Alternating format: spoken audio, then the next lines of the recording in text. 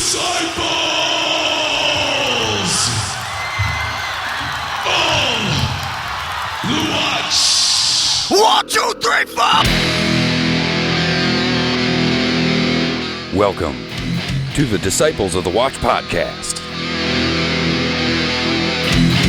where we talk rock and metal and play tunes from independent artists from all over the globe. And now your hosts, Gene Vogel and Nate Matnich. Disciples, thank you for tuning in for another episode of the Disciples of the Watch. In this episode, we're going to share some music, chat some news, and we'll wrap the show with Discog's list of the records that shaped and slowed doom metal. I'm Nate Matnich. And I'm Gene Vogel. Thank you for joining us. Also on this episode, we'll enjoy some independent music from Crystal and Violent Omen. Both bands are from the Ukraine.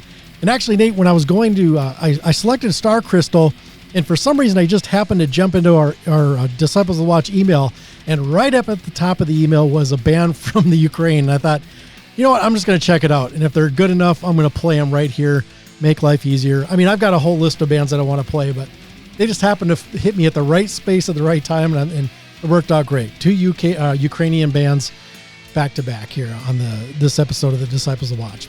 But before we get to all that, Nate, of course, we got to play a little catch-up. What you been up to, man? I haven't been up to too much. It's holiday today, Maha Shivaratri, which... Bless you. Yes, funny. So the mantra, Om Namah Shivaya, is like worth... One repetition on this night is worth 1,000 repetitions on any other day. So it's widely celebrated in India, and my wife is in India actually right now. So she's there for it. I think so all of India, I didn't know this, big continent, is all under one time zone. There's no time zone differentiation. They've got some law there that it's just Indian Standard Time. Wherever you're at in India, it's the same time. That makes life a little easier, but confusing, I suppose, in some fashion. Yeah, I don't know. I guess they're big enough to have like two time zones if they followed it, you know. They're from Denver, they're 12 and a half hours ahead. But anyways, Leslie's up doing because Shivaratri is celebrated overnight. You fast during the day, and then you stay up all night like chanting and doing different things, and then you break your fast in the morning. So I've only done the full overnight a couple of times.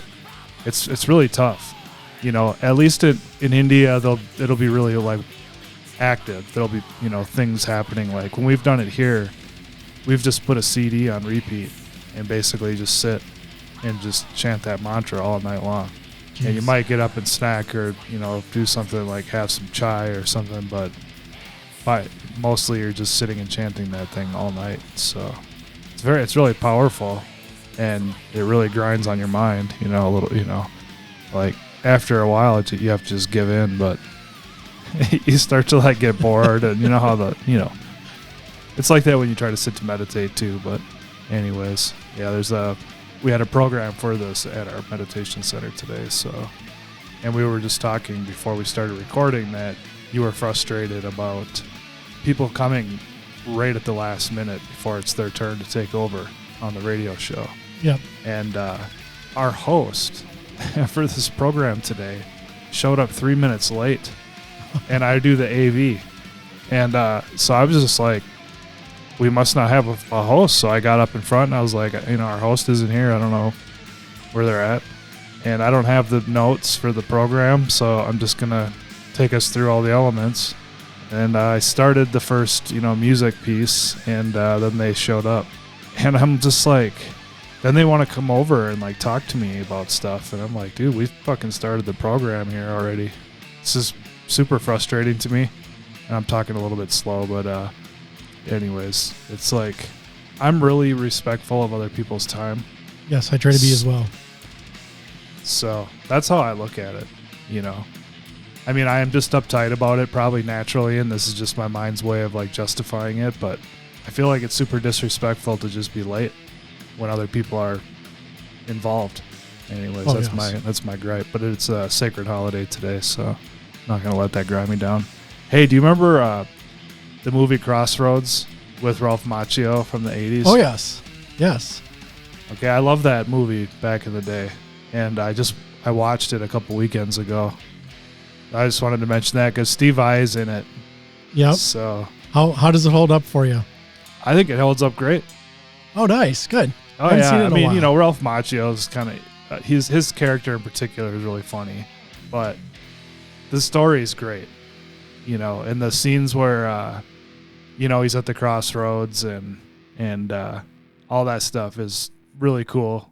And I love how Steve Vai, I think he just, you know, considering he's like the devil's guitar player, you know, he sold his soul and he's down there chopping heads, and he looks kind of like a little devilish or whatever, you know. I'm like, this guy's the perfect fucking role for this. Yes, he did very well in that. I wasn't expecting that actually, and I seen it many years after it came out. I want to say that was like late 90s, I think, when I saw it. And I was impressed with Steve, his work. It's like, oh yeah, he can act at least in, you know, a role that suits him. Yeah, well, when I was in high school, like probably around 1990, 89, 90, I listened to guitar player stuff like Joe Satriani and Steve Vai and stuff. So I lost more interest in instrumental music as time went on. But back then I was into that stuff. So then, of course, I was into it. It's funny he gets beat out by the classical music. And watching him fake not being able to play it is pretty funny. Because we all know that guy can fucking tear it up, you know? Oh, hell yeah. 1986, that's when it came out. Okay. Yeah, I saw it probably 90, 89 or 90, I would say. Yeah, I saw it definitely 10 years after it came out. I don't even think it might have been early 2000s, I think, when I finally got around to seeing it, at least in full. But yeah, I enjoyed it. Cool. Yeah, I wanted to mention that one. That was a classic, and I hadn't seen it in a lot of years, and it's still really good. Another one, I bought this on Blu-ray. Actually, I bought 3 Blu-rays. They're fucking dirt cheap, okay, online. So yeah. I bought a few. I bought do you remember the Clint Eastwood movies, Every Which Way But Loose and Every Which Way You Can? Yes. I bought both of those. Okay, those are movies I loved in the 80s too, so super nostalgic. And it's got the Motorcycle Club, the Black Widows in it. And even though they're like getting punked and beat up and stuff, you know, I was just, you know, as a kid, I was really into motorcycle clubs, you know, way back then. And so I just loved that movie because of that. And then, of course, you know, Clint Eastwood's a cool character. He's just fucking bare knuckle boxing, and he's got the orangutan. Right turn, Clyde. So I bought those. I watched those. That was great. You know, I'm binging all these movies that my wife wouldn't watch. So, you know, she's gone all these weeks. So I've just been binging on stuff. But the one I really wanted to mention is I bought Heavy Metal, the cartoon from, I don't even know when that came out. That's another 80s, or was it late 70s, actually? That's what I'm wondering, if it was late 70s. Yeah, I haven't seen that since the 80s. I remember 1981. Okay. So 1981, it's real. I love this movie. So, and I'd seen it like in the last probably 8 years. So I knew I wouldn't, you know, I'd be into it, but now I have it, and I love it just as much as I did. It's such a trippy story, and I'm just amazed at how they did the effects in 1981. Yeah, quite a bit different. Yeah, I gotta see that again. It's every time that comes up, I see images from it or whatnot. It's like, oh, that's right. I gotta see that as an adult and remind myself. There's some really good music in it too. Yes, it's got a great soundtrack. There's a few of those tracks I was like, I can't remember who the musicians are. It's not the more popular songs, but really bluesy, trippy sounding guitar. Really cool. Yeah, now I've got like an 80-inch TV, you know, so I put that up on that and got to watch it on a somewhat big screen at home, I guess. Yeah, we got Sammy Hagar, Riggs, Devo, Blue Oyster Cult, Cheap Trick, Don Felder, Donald Fagen, Nazareth, Journey. Oh, interesting. I forgot about Journey. Grand Funk Railroad, Cheap Trick again, Black Sabbath with the Mob Rules, the alternate version, Trust, and Stevie Nicks. Yep. I have the record. I didn't buy it. I got a box of records from somebody, and it was in there. All right, I got a couple of covers I wanted to have just some casual discussion about, so I put those here in my notes. All right? Yep. First one, Down, They just released a cover of them doing Dr. John's Right Place, Wrong Time. Long time. Yeah. Yep, What do I you played think? that actually on the radio on my last visit to KFAI. And actually, I was pimping it throughout the show, just saying, "Hey, yeah, in the 5 o'clock hour, I'm going to be playing that new Down song." And there's one guy who seems like he checks out into that 5th hour, and it gets late. I understand that. But he was hitting me up after a few songs. He's like, "Hey, we need to play that Down song." And I'm like, "Well, I got it in a sweet spot right after, this song. I want to." So he stuck around for the countdown, and he's like, I forget what his comments were. I think he was a little bit surprised. It's like, "Oh, I didn't realize you didn't know it was a cover." I didn't either, I guess. But as soon as I started playing it, I think I told this to you, was like, are they ripping somebody off? And then as it just kept going, I'm like, oh, this is okay. Now I get it. I didn't really know what to expect, but as soon as I heard it, I was like, you know what? This is a perfect Down cover because Yes. they're from the South, and they do well with funk, man. They really did. And honestly, I think Phil sounds fucking great singing it. He does. Yes, like I they agree with really you on did that. a really good job. And my only complaint, and it would be similar to the next one I'm going to bring up, is that I almost feel like Phil's vocals are just a little bit too forward, or they're too processed in the mix. I don't know. I just feel like they could have blended that just a little bit better. And I noticed that with Dave Mustaine on their new record as well. It's my opinion. The verdict is it's a good cover. You're talking about the Dr. John? Yeah. That's going to be on their album, do you think? I wonder if it will be. That's what I'm wondering. If it's, I'm going to chalk it up as a bonus track, but we'll see what happens. Because, yeah, for them to record that, and make that video, I understand that, it's a celebration of Fat Tuesday, the whole Mardi Gras thing. But for them to just not release it in as part of some sort of release, it feels like it would be inappropriate. No, that's not the right word. It just seems like it wouldn't. I don't see them doing that.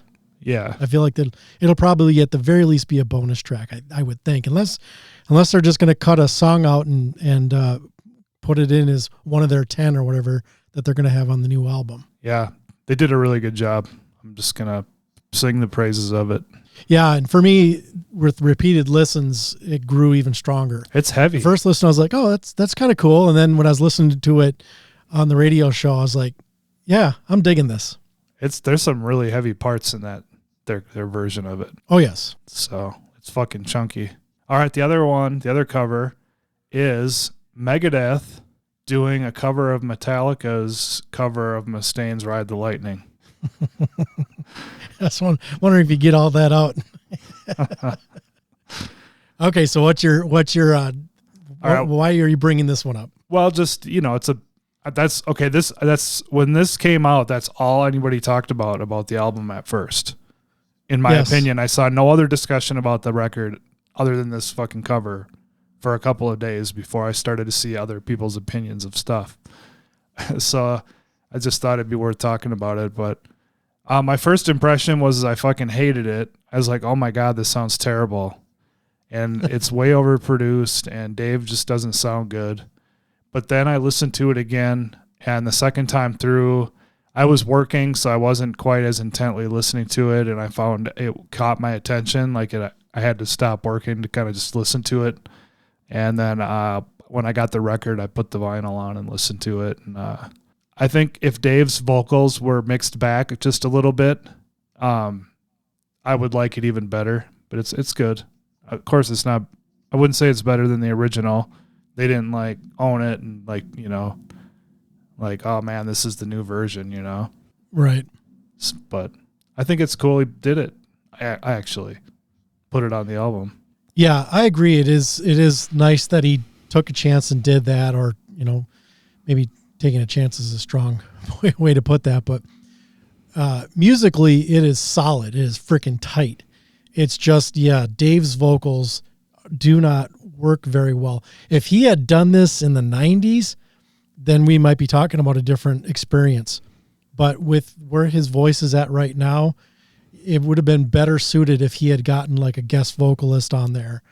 I think he could have probably hit a home run if he had gotten the right vocalist on there, like Ripper Owens or something. Yeah, He's always available. But yeah, I hated it at first too, but then I gave it, a few more spins. And it's like, okay, yeah, it's not going to replace the original for me, but the musicality of it is just so strong that it did start to win me over. They mimicked Kirk Hammett's guitar solo, and there was some article about as to why, but I don't recall what it was. Well, Dave said he doesn't remember what he did for his solo on that. And since Kirk just wrote a whole new solo for it, there was like because on Ride the Lightning, he mimicked Dave's solos for the songs that were already out there. And then on Ride the Lightning, they didn't, I don't know if they didn't have it recorded yet, or if it was just in the writing sessions where he was noodling on his leads. But yeah, he said he didn't remember what he did, so he just decided to follow the foundation that was laid there with what Kirk Hammett had already done. But a very good job on that as well. Yep. How was Mexico? Oh, hey, yeah, Mexico was fabulous. It was nice to get away. It's always the hassle of travel and international and whatnot. But once we were there, and then we just kind of chilled out. It wasn't a constant chill out. We did a few things. I went on a fishing excursion, caught a Dorado, and had some fun with my brother-in-law. And then we did a sunset cruise. But yeah, we just decided this time we were going to kind of be a little bit more chill. Well, me more so than Angel. She decided she wanted to go back into Cabo, down into the heart of town again. And I was like, you know what? You go ahead. I'm just going to hang out and go onto the beach and smoke a cigar and just chill out. So that was Saturday because we were coming back on Sunday. It was a Sunday to Sunday trip. But yeah, it was great. I always love, the friendly Mexican people that are down there. Of course, some are pushy because they're trying to sell stuff. They're trying to make a buck. It's like there's only so much jewelry I need. There's only so many shirts I need. There's only so many ponchos I need. There's only so many blankets I need or sombreros I need. So the whole shopping, the whole down in the tourist area, I got enough of that apparently in 2019 because when we went back to this year, I was like, oh, it's kind of neat to get back there and go around the marina, but you just have so many people pushing stuff on you. It's like, I don't need this hassle.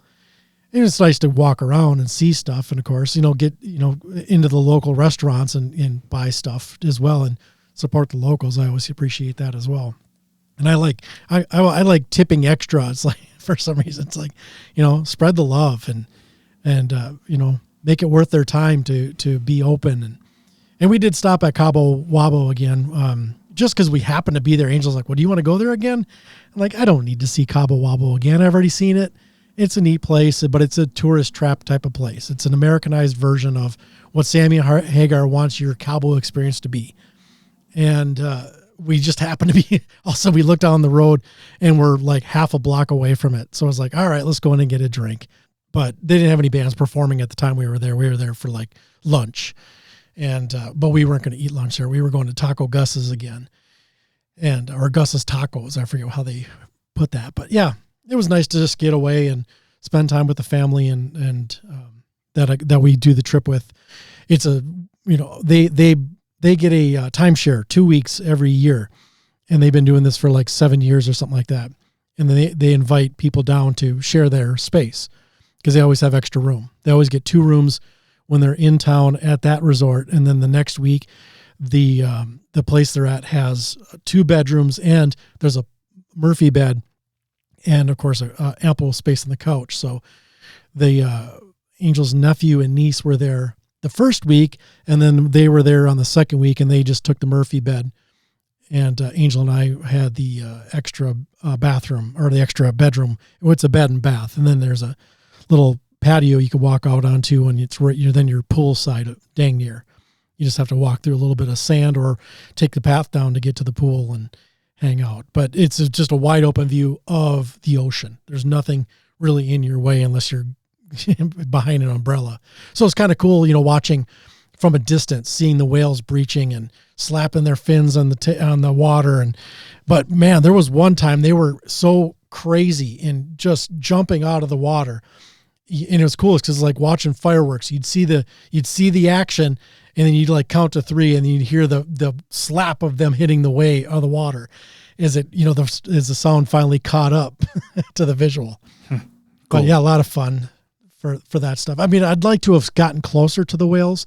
I even considered possibility of doing one of the whale excursions, but then we got to, then you got to deal with the hassle of all that. And it's like, I don't need to go harassing whales either.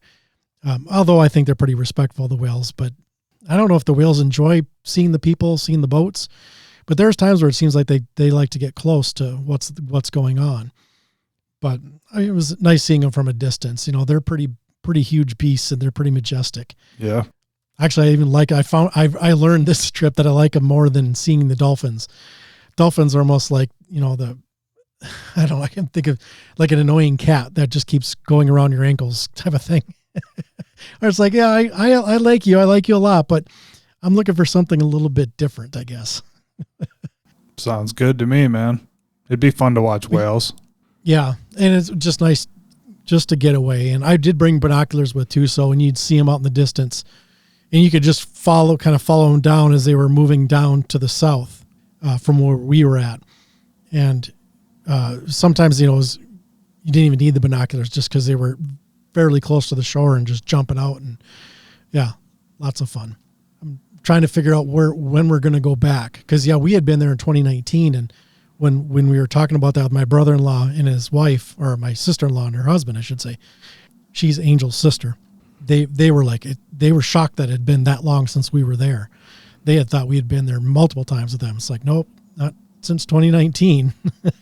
It almost seems like they were laying the groundwork for us with some of the discussions, like when we're going to come back. It's like, well, I don't necessarily need to go back next year. And I know we got a trip planned for our anniversary, our 25th anniversary. So we'll see what happens with that. But that'll be time and expense that we're going to have to be planning for. But yeah, the funny thing is that we were heading back. I was thinking, that was such a nice, refreshing break from everything. That's like, now I feel like I need to book something or get something on the books or an idea at least for some sort of getaway travel type of thing. Of course, now I got to wait for my PTO to stock back up too, because I burned it all with the past 2 trips, California and now Mexico. And you and I need to make a plan. I'll have to come down and visit you and we'll do a show or do something. Mm-hmm. Definitely. As long as you got a room for me. Yeah, we got a room. Oh, and that's one thing too. I like watching movies. It's just hard for me to sit down and watch a movie at home. I don't know what it is. I can watch 2 or 3 episodes of a show, but if I'm going to put a movie on, it's just like pulling teeth sometimes. And luckily Angel's the same kind of way. It's like, but once we start watching a movie, then we, enjoy it. And sometimes, especially going to a theater, you come out and you think, God, I got to do this more often. But then the next movie comes along and you're like, I'm just going to wait for that to come on streaming because I don't want to go deal with the hassle and sit in a movie theater. And then you got people chewing popcorn loudly in your ear or talking or their phones are ringing and I just want to slap people. So I try to protect myself, I guess, maybe by not going to the theaters. But the nice thing about being on an air flight is you've got nothing else to do. You're on this big freaking bird in the sky and you're locked into a seat for, 3 to 4 hours. Well, we flew Delta. So they've got the screens on the back of the seats in front of you and they've got movies available. So I did watch a few there was 4 of them and I forget what the 4th one was, but I did note some of them, the ones I did remember. Begonia, which is a weird, kind of a light sci-fi, but just weird story. And it kind of had been built up and I did enjoy it, but it was a touch underwhelming. So, maybe if you're interested in very light, kind of odd movies with a sci-fi twist to it, check out Begonia or at least watch the trailer and see if it's something you might be interested in. But the one that really stood out to me was F1 with Brad Pitt. That was phenomenal. And I had heard people talk about how great of a movie it was. And I was like, well, I enjoy F1 racing. It's not something I really go and seek out a whole lot, but it's more than just about F1. It's the human side of the story and it's done very well. And it's not preachy. I don't think, and I enjoyed it quite a bit. It was one of those that when you were done watching it, it kind of amped you up, to like, oh, I got to do better, in life or something along those lines, where it just kind of bled into my energy coming out of there and getting off the plane and going into Mexico, because that was on the way down there. And one of them I saw on the way back was Bruce Springsteen's Deliver Me From Nowhere. And I did enjoy that. It's one that I would like to see again probably in a little while, but it didn't wow me enough to where I was like, oh my God, I need to see this again. Like the F1, I would see that, almost immediately. But I was very glad to have seen it. And of course, seeing it on the airplane. And then Angel saw me watching it. So then she started watching it on her monitor. This is one we had talked about seeing. And I'm like, I'm watching it. I'm not going to wait to see if we can synchronize when we're going to watch this thing. It's here. I'm on the plane. I got nothing better to do. I'm going to watch this damn thing. And I enjoyed it. Although it's still hard to see that Jeremy Allen White, or where the hell his name is, in that role, because I've seen him as the Bear and I've seen him as Carmine in Shameless. So I keep, hearkening back to those characters, and it's nothing like those characters because he is mimicking Bruce Springsteen. And I think he did a pretty decent job of it as well. Yep. Yeah, I liked it. We talked about it when I watched it too. And it's worthwhile to watch, even if you don't like Bruce Springsteen like I don't. Agreed. I do need to check out that album, although I have a feeling it's not going to really wow me. But I'm just kind of curious now now that I've seen the story, to spend some time and listen to Nebraska. Yeah.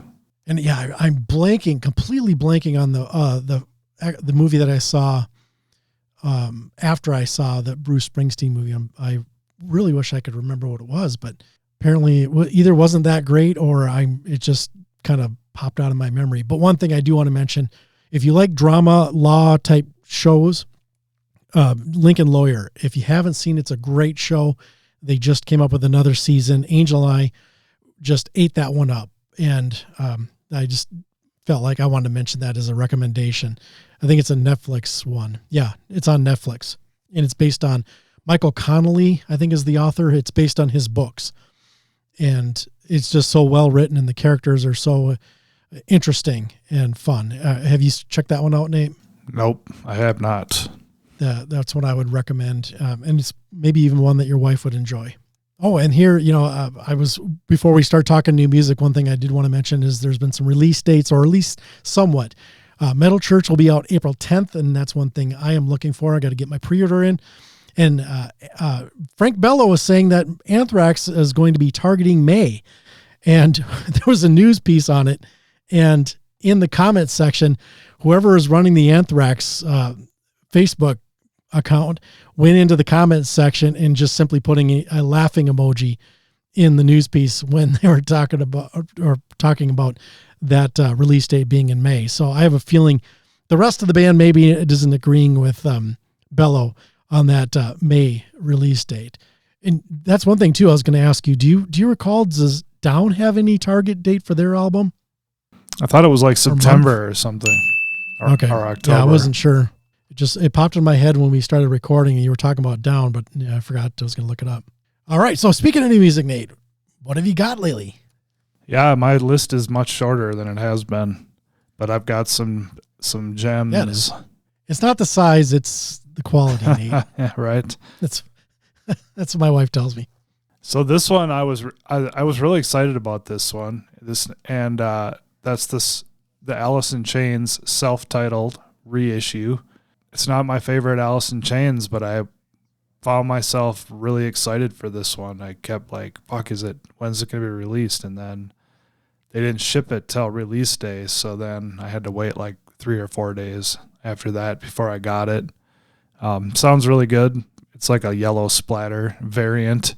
Looks really cool. I ordered it through Brooklyn Vegan online. Yeah, Walmart had a special one on that too, didn't they? Special color variant. Yeah. I was going to... Not like Megadeth, because Megadeth had like 200 different versions of color variants on their fucking albums. It's just insane.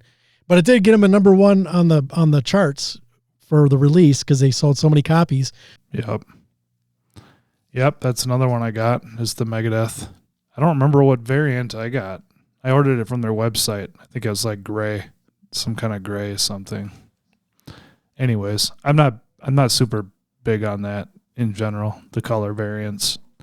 Some of them, like, hold on. First of all, so the Megadeth album is really good. I like it. Dave's voice is getting tired. I think it's cool that he's just going to hang it up or not do any more Megadeth. The other one I got that's new is Mayhem, Liturgy of Death, that just came out last Friday. And I called my local record store to see if they were going to have it, and they said they would, so I waited. I didn't order it.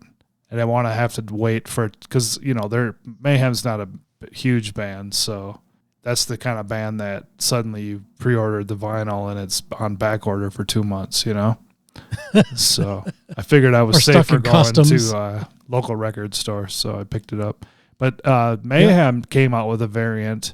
They had like a box set version of this new album you could buy, and it looked like a bunch of like souls or something in the vinyl. It looked really fucking cool.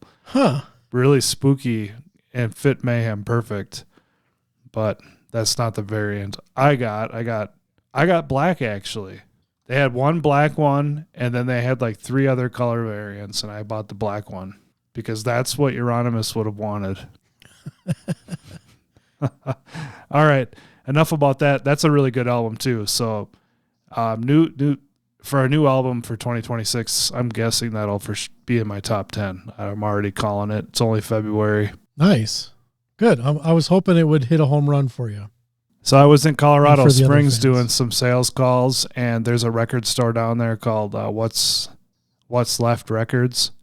They have they're like a metal and punk record store like Chain Reaction is here in Lakewood, Colorado, where I live. And so I went in there looking for I'm looking for some early black metal stuff like Immortal specifically and Emperor, and of course none of those are available now that I'm looking for them. I went in and Gene pulled up the Mayhem. That's not the one. Huh.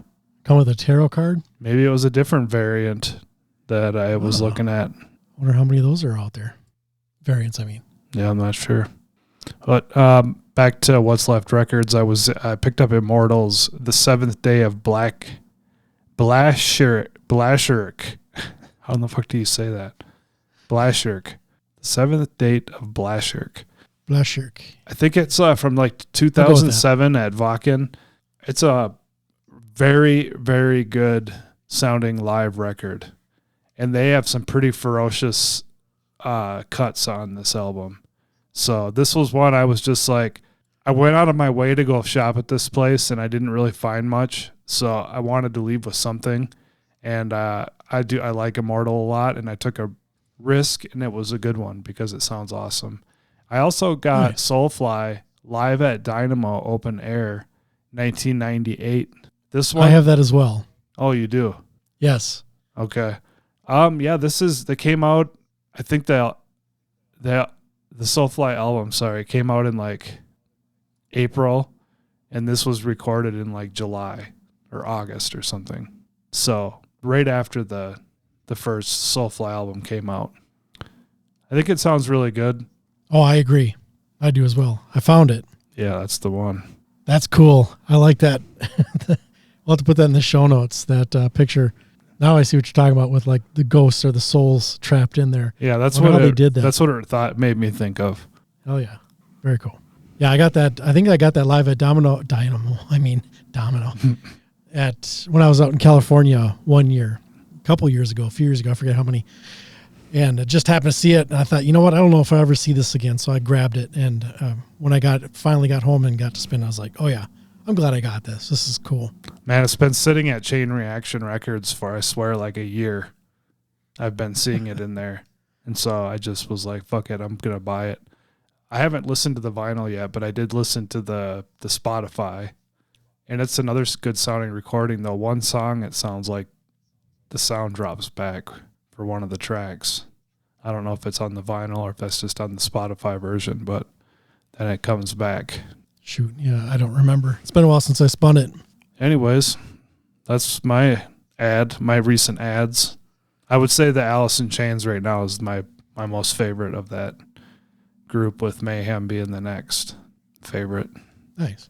Yeah, like you, I don't have a whole lot to talk about. I picked up the Megadeth CD, of course, and glad to have it. And yeah, it's pretty decent. Yeah, and like you said, Dave's voice is a little bit tired, and it's, to be expected with his age and the damage that's been done with cancer and his throat and all that jazz. So be it. But, it's between that and his inability to that battle he's having with his hand, for them to call it a day, it's to be expected and good. Go out, at least in control of it, and not run out there like Don Dokken and just butchering your legacy. Yeah. Although I think that train has left the station a long time ago in regards to Don Dokken. Oh, yeah. Same with Vince Neil and Motley Crue and some of those bands that are just like, they're just out there just raking in money. And I can't understand why people are seeing these videos of these guys and still going out and spending money on this. It's like, why would you do that? Why I don't want those memories.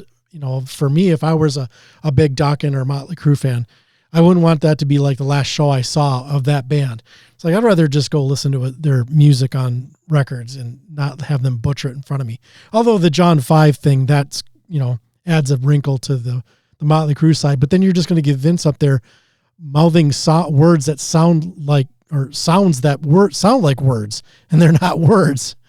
I don't understand why people want to do that. Plus, he had that medical thing. What do you have, like a stroke or something, or a minor stroke? I have no idea. I was so disappointed by them live. I would never, ever care to see them again. And I just enjoy the records that they've done that I think that are good, and the rest of their stuff is ugh. Yeah, it was a stroke that left him unable to walk and required him to learn to walk again. And that was during one of the Christmases. I think it was 24. Huh. Well, hopefully he's doing okay, but, it's like, take care of yourself, get off the booze, get some exercise, and sing the words that are written down in the paper. Don't just make the mi-ha, that bullshit. But even if you listen to them in the 80s, I don't think you could understand him very well.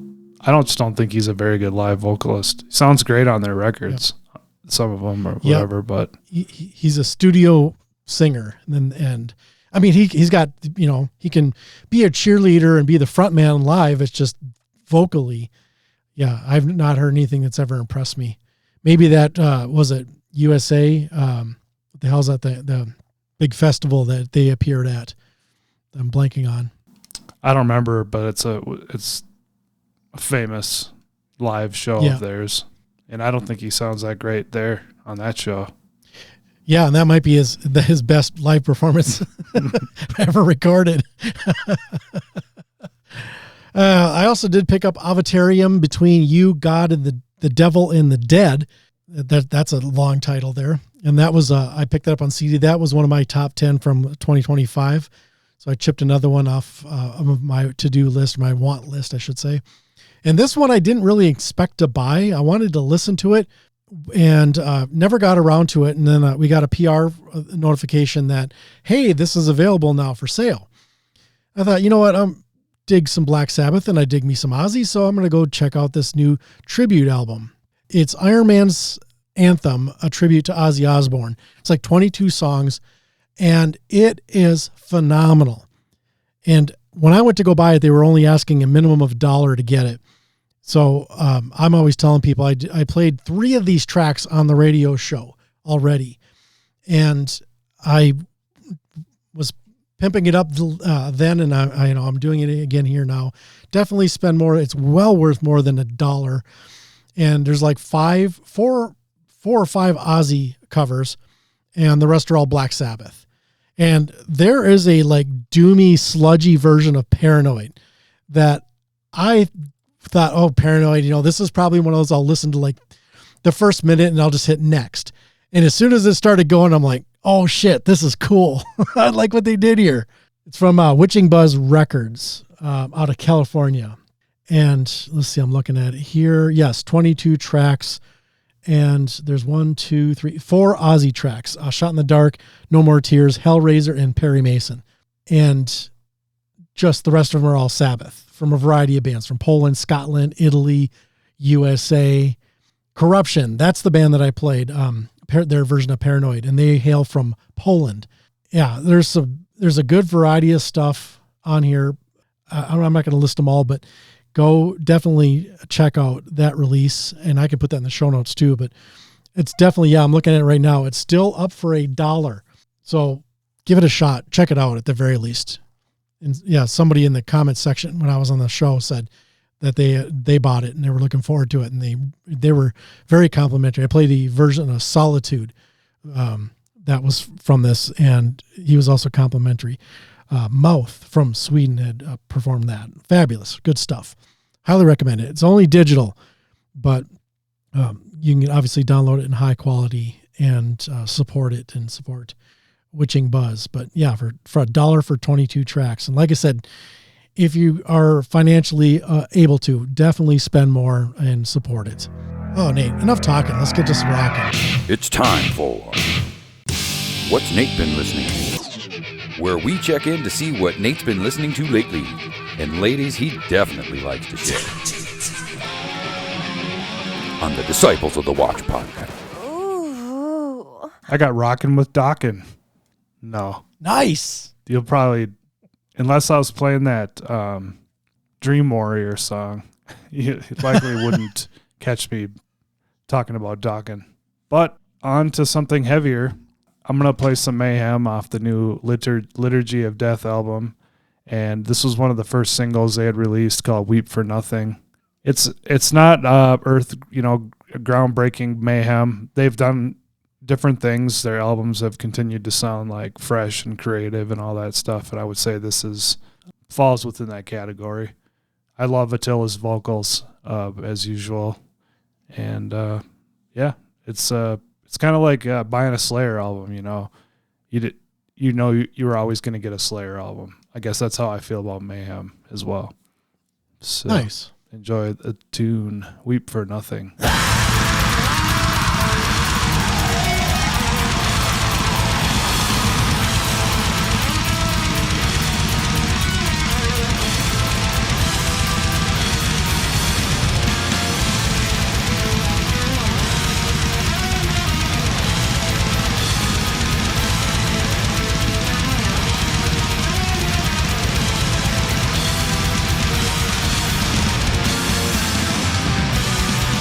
These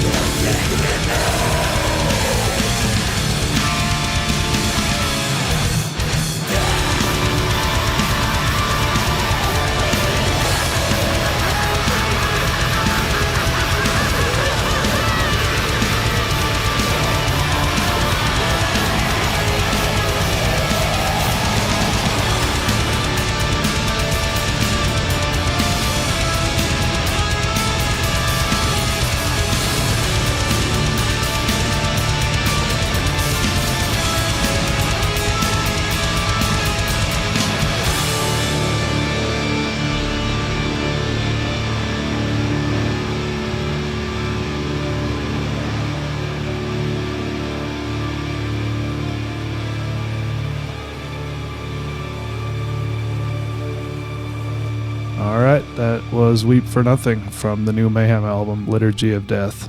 The only two members from back in the day is Attila, the vocalist, and Hellhammer on drums. Otherwise, Almost like Foreigner. they've got a lot of no original a members. lot of newer people. I'm kidding, of course. Yep, just like Foreigner. Leonard Skinner. Oh, yeah, there you go. There's another one. 38 special. All right, you ready to talk some news? Yep, I'm ready. Are you ready? I'm ready. Hopefully everybody out there is ready.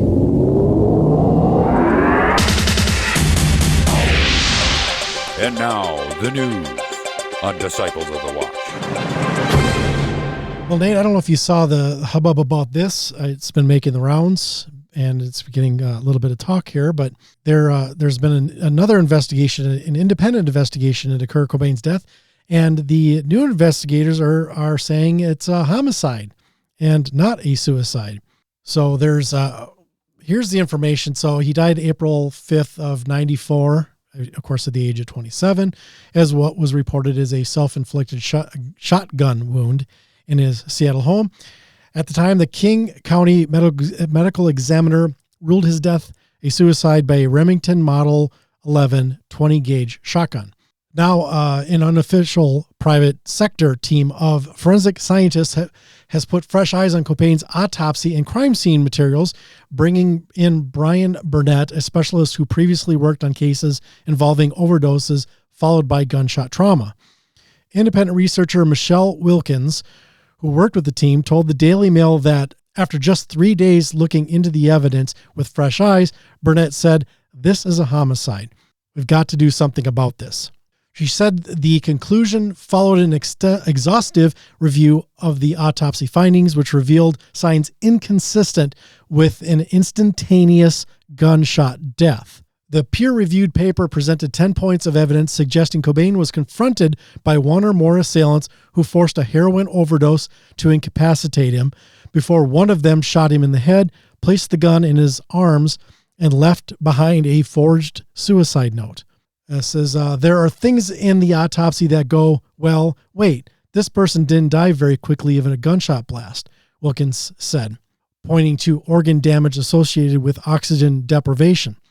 The necrosis of the brain and liver happens in an overdose. It doesn't happen in a shotgun death. Burnett has decades of experience analyzing crime scenes and interpreting complex evidence. He has earned national recognition for his expert analysis in controversial cases like Marine Colonel James Sabos' death and investigation into Billy Joe Johnson Jr. That's quite the long name there. Where his meticulous forensic reconstructions challenged official findings. A spokesman for the medical examiner's office told the Daily Mail, King County Medical Examiner's Office worked with local law enforcement agency, conducted a full autopsy, and followed all of its procedures in coming to a determination on the matter of death as a suicide. Our office is always open to revisiting its conclusions if new evidence comes to light, but we've seen nothing to date that would warrant reopening of this case and or previous determination of death. And a spokesman from the Seattle Police Department told Daily Mail that they are not reopening the case. Our detective concluded that he died by suicide, and this continues to be the position held by the department, spokesperson added. The Daily Mail reviewed Cobain's autopsy, which described how his body was found on the floor of the greenhouse above his garage. Examination of the miscellaneous papers in the left front pocket of Cobain's jeans reveals some writing in black ink reading Remington 20 gauge, 2 3/4 shells or shorter, set up light shot 108, blah, blah, blah. The June 20, 1994 autopsy reads. Well, that should be 95, shouldn't it? Or did I say that right the first time? 94. Okay. Yeah. Never mind. Wilkins said, to me, it looks like somebody staged a movie and wanted you to be absolutely certain this was a suicide. The receipt for the gun is in his pocket. The receipt for the shells is in his pocket. The shells are lined up at his feet. The new forensic report noted that Cobain's sleeves were rolled back and the heroin kit was found several feet away, containing capped syringes, cotton buds, and pieces of black heroin of roughly equal size. We're supposed to believe that he capped the needles and put everything back in order after shooting up 3 times because that's what someone does when while they're dying, Wilkins said. Suicides are messy. This was a very clean scene. Police on the investigation said Cobain injected himself 10 times the normal amount, even a heavy heroin user would use. Cobain's autopsy showed fluid in the lungs, bleeding in the eyes, and damage to the brain and liver. The findings, according to the forensic report, are unusual for a quick gunshot death, but are common in deaths from heroin overdoses, which causes slow breathing and low blood flow. The eye bleeding and organ damage suggested his body may have been starved of oxygen, which likely did not happen from a gunshot alone, the team concluded.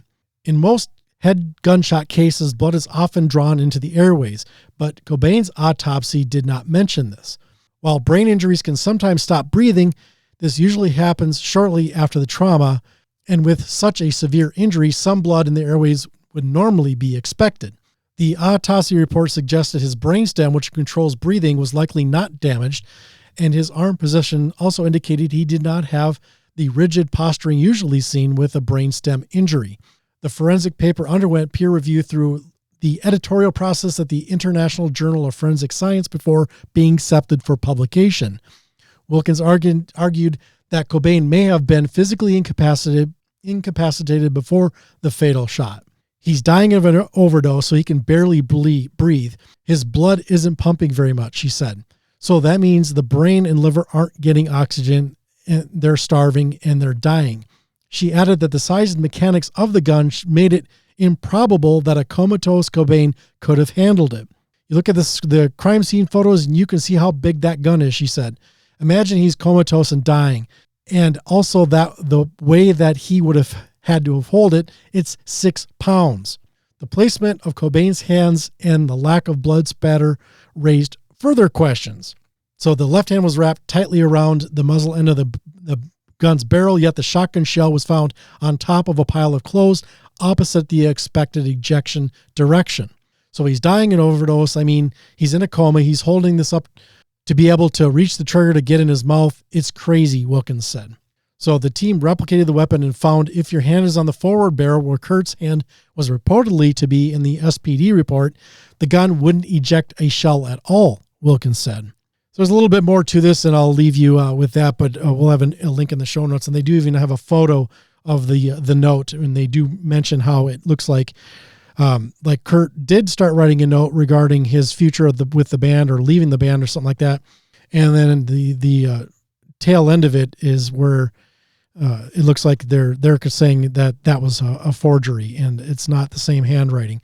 Of course, some people would say, well, it's because he was on drugs, but I'm not an investigator. I'll leave that to the professionals, but interesting topic of conversation there that, and I know there's been years of speculation that it was that there was a murder involved, but now there seems to be some professionals that agree with that. Yeah. The only thing I got to say about it is if somebody killed him after 30 years, suddenly they're going to be shitting their pants because if they've determined that it was a murder, then they're going to be looking for who did it. Right. But it's an old case. So without anybody dropping tips, there's not a lot to go on other than the investigation or the materials that were found and photographed and documented and that are currently being held. But you'd think they would have checked for fingerprints and all that kind of stuff. I'm sure there'll be more talk about it if there's any legs to it. Yep. Twisted Sister has canceled all 2026 reunion concerts due to Dee Snider's health challenges. A lifetime of legendary, aggressive performing has taken its toll on Snider's body and soul. And soul. I had to make sure and really pronounce that. Soul. That's pretty heavy. Jesus Christ. Yeah. Unbeknownst to the public until now, the 70-year-old Snider suffers from degenerative arthritis and has several surgeries over the years just to keep going. Able to only perform a few songs at a time in pain, adding insult to injury. Dee has recently found out the level of intensity he has dedicated to his life work has taken its toll on his heart as well. He can no longer push the boundaries of rock and roll fury like he has done for decades. Earlier today, Twisted Sister, guitarist JJ French, and Eddie Ojeda, representing French Management Enterprises, released the following statement via the band's website. and social media. With regrets, Twisted Sister cancels 50th anniversary celebration performance. Due to the sudden and unexpected resignation of Twisted Sister's lead singer Dee Snider, brought on by a series of health challenges, the band has been forced to cancel all the shows scheduled, beginning April 25th in Sao Paulo, Brazil, and continuing through the summer. The future of Twisted Sister will be determined in the next several weeks. Stay tuned for the updates. Dee Snider added in a separate statement, "I don't know of any other way to rock. The idea of slowing down is unacceptable to me. I'd rather walk away and be a shadow of my former self." The reunion shows were going to feature Snider, French, and Ojeda, which are the 3 core members. I guess they didn't ask the Animal to join. Animal, you gotta get on stage for the band. Well, with a name like Animal, what do you expect? A couple of things I just want to say.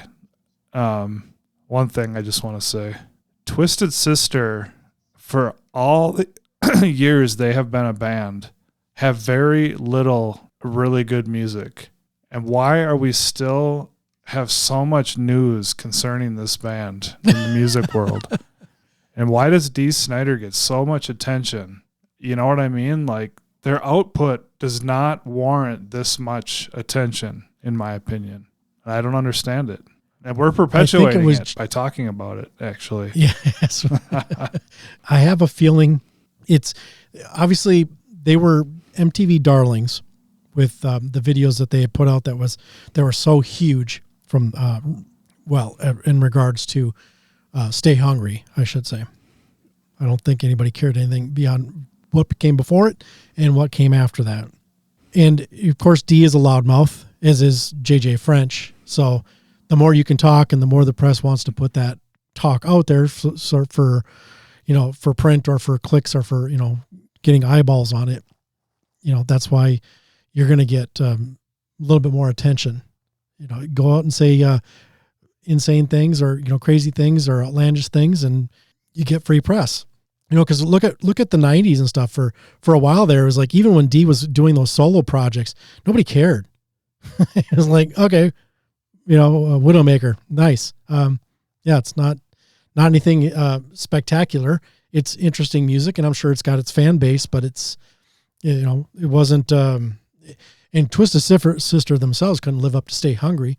They had some decent music. I enjoy some of their earlier pieces and stuff, but yeah, they're almost like a greatest hits band. You could take their good songs for a broader audience and put together a nice greatest hits package.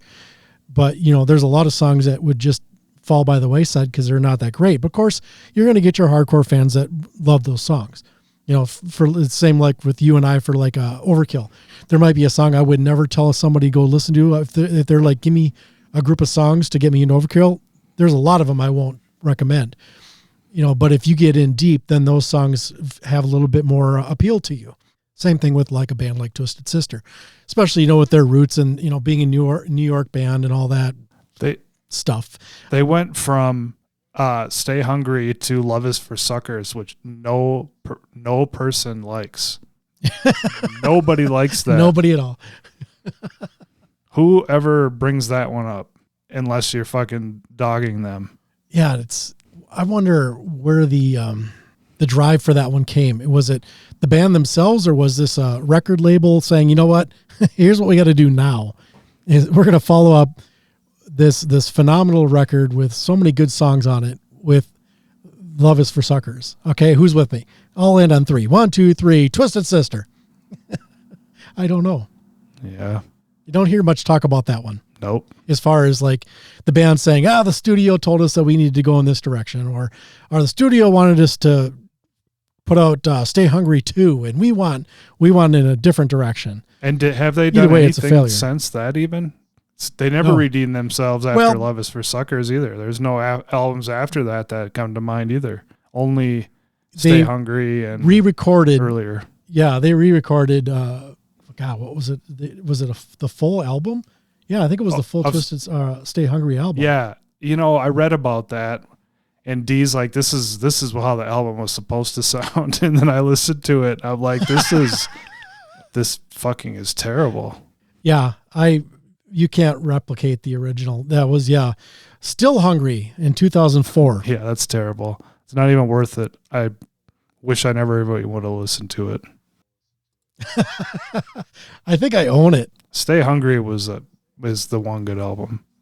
But anyways, here we are, 40 years later, just getting traction off that one album. Don't forget the videos, Nate. Yeah. Well, that's just integral, I guess. Yeah, from a band that started in 1972. I mean, they've got the years and they got the miles, but they just don't have the discography. Their first one, Under the Blade, 1982. And that's got some good stuff on it. You Can't Stop Rock and Roll, it's got some good stuff on it. But again, it's there's a lot of subpar as well. Yeah. Oh, wait, I forgot about Twisted Christmas. That's their Redeemer. Oh, yeah. There you go, Nate. I hope you feel like a fool now. You got pwned. I'm been corrected. I've been put in my place. Good. Check yourself before you wreck yourself next time when it comes to the sister. Hopefully D. Snyder just goes off into the sunset now. Yeah, it sounds like with his health issues, that's going to be the case. There's a lot more in this news piece too. So again, show notes, dotwpod.com if you want to dig deeper into that news story. But yeah, it sucks. I mean, obviously he had to eat crow because he came out and publicly, was bashing bands that would retire and then rethink it. And then he became one of those. So it's unfortunate now that he can't even do it. And, there's talk that maybe they'll do a few, he'll come out and maybe do some guest appearances or whatnot, but it's not the same. It's okay to retire though. You know what I mean? It's okay to just be like, I would do it. If I could retire right now, I would fucking do it in a second.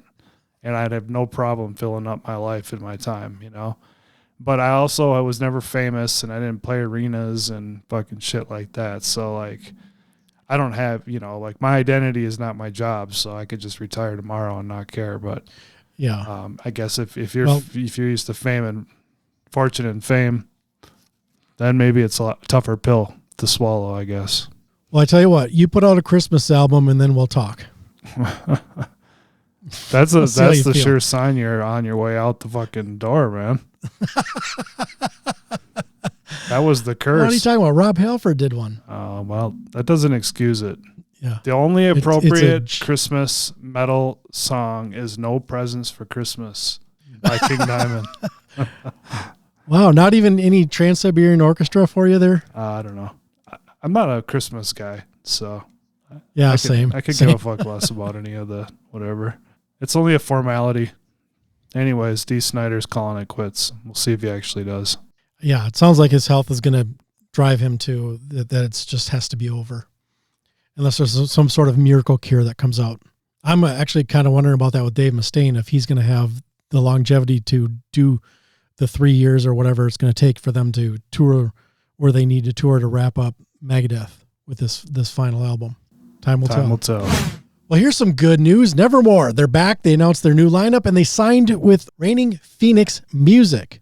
So let's see. The band also welcomes Jack Cotto on guitar, Samir Ozarkan on bass, and new vocalist Berzan Onan. To showcase the new lineup, Nevermore's first live appearance will take place on April 1st, 2026 in Istanbul, Turkey.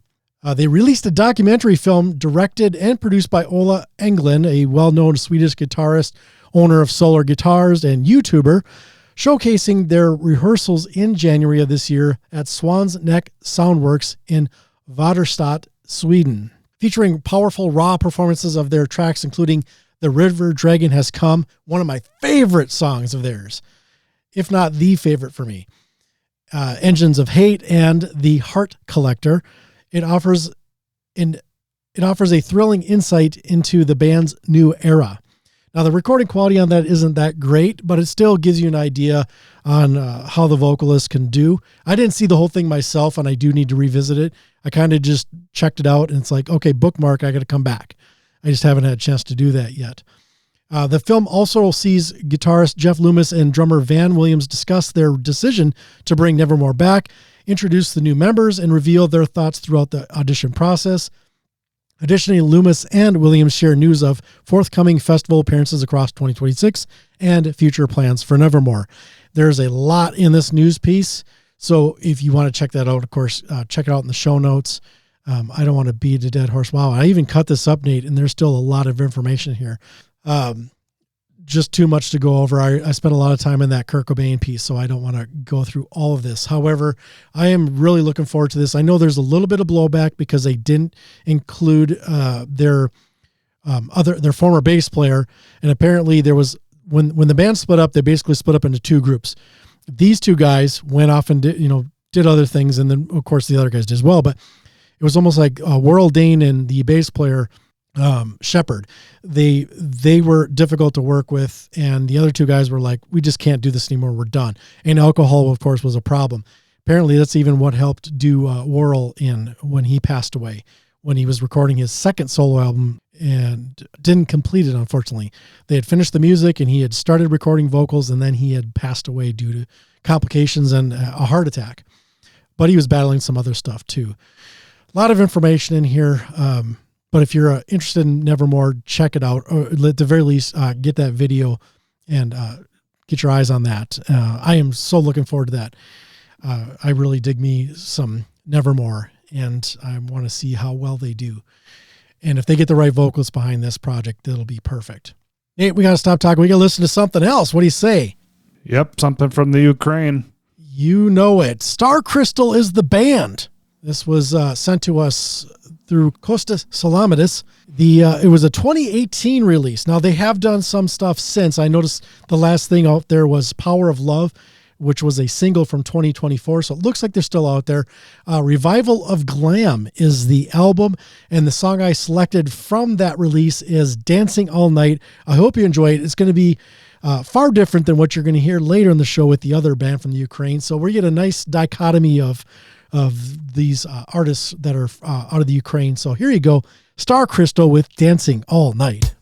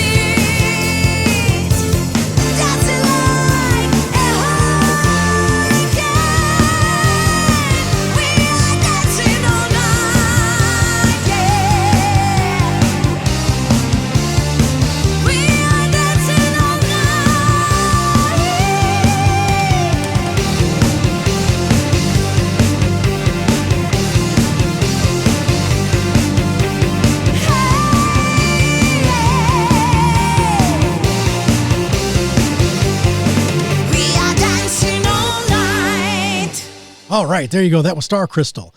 Dancing All Night from the 2018 release of a revival of Glam. And we'll have links in the show notes at dotwpod.com if you want to check out that band and connect and buy, or you can just go to starcrystalband.com. They do have their own website. But of course, at the show notes, you always have links to the artists that we share with y'all. So it makes life a little bit easier. Back to you, Nate. Black Sabbath offshoot Heaven and Hell are coming out with a box set called Breaking Out of Heaven 2007 to 2009. And it is either a 4 CD / Blu-ray, and there's also going to be a 7 LP box set available. This is being put out by Rhino. I'm considering this, actually, because Nice. I think right now I don't have any of the Heaven and Hell stuff on vinyl. I have some CD stuff, but I do not have the vinyl. I didn't know if I was going to buy it, but if I could just buy it in a box set, why not? That's how I got those mid-releases, like 7 Star and some of those, So, anyways. Yeah, and those the albums you're about to cover, the vinyl versions of those go for some high bucks because they are hard to get a hold of, unless you want to spend $200 or so on the because I've been keeping my eye out for the one of them. I have the others on CD, and I don't know if Live from Radio Music City was ever released on vinyl. I'm not sure. Or wait, is that the one I'm thinking of? No, that's the one I'm thinking of. That one is the one I've been keeping an eye on for vinyl. It's the Vakken one. That one I wasn't sure if that was released. I guess we'll get to that when we get to it. But for this price, this box set, I do have the Devil You Know, which I picked up that reissue and really enjoyed it.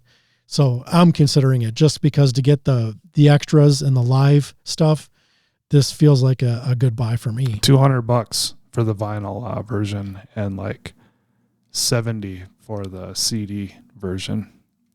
All right, Rhino presents Breaking Out of Heaven 2007 to 2009, a new collection focusing on the final chapter of Ronnie James Dio celebrated tenure with members of Black Sabbath, reuniting with Tony Iommi, Geezer Butler, and Vinny Appice under the name Heaven and Hell. The band returned to the stage and studio decades after the original run for an unexpected second act. Breaking Out of Heaven will be available March 27th as 27 LPs and 7. March 27th, 7 LPs, 4 CD Blu-ray box set. Anyways, both editions include illustrated book with liner notes by Hugh Gilmore, along with a replica tour book and poster. There's a number of places it's available. This marks the first time the complete Live from Radio City Music Hall performance appears on vinyl, to answer your question about that, and features 8 tracks making their vinyl debut, including studio recordings from the Dio years and selective live performances. The Blu-ray expands the set with the video from Live from Radio City Music Hall and Neon Nights 30 Years of Heaven and Hell live at Vakken, plus band interviews. So, yeah, I'm just going to read you off what's in the vinyl because that's all I care about. All right, LP1 is The Devil You Know. LP2, The Devil You Know.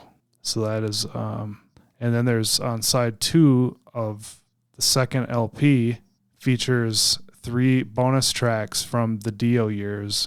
Those are The Devil Cried, Shadow of the Wind, and Ear in the Wall.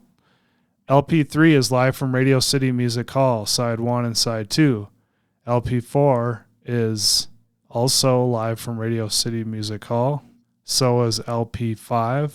LP6 is Neon Nights, 30 Years of Heaven and Hell. LP7 is also 30 Years of Heaven and Hell. And then the Blu-ray is Live from Radio City Music Hall plus some extras. Anyways, $200.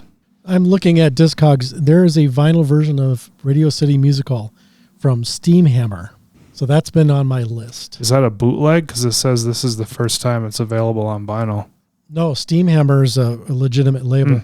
Interesting. The low price on it was $155. The median is $244 and the high is $357.